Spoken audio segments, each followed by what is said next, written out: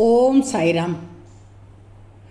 என் அன்பு குழந்தையை, இப்போது நீ வாழும் வாழ்க்கையில் அந்த நாள் வந்தா எல்லாம் மாறிடும், இந்த நாள் வந்தா எல்லாம் மாறிடும்னு இருக்காதீர்கள்.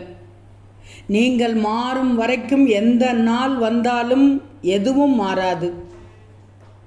உங்கள் கையை விட்டு போன இறந்த காலத்தையும் இன்னும் உங்கள் கைக்கே வராத எதிர்காலத்தையும் பற்றியும் கவலைப்படுவதால் தான் இப்போது இருக்கும் காலத்தை அனுபவிக்க முடியாமல் தவிக்கிறீர்கள்.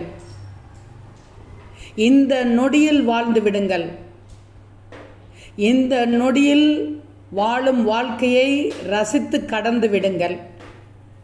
உங்கள் மீது உங்களுக்கு இருக்கும் வரை வாழ்க்கை உங்கள் வசமாகிவிடும்.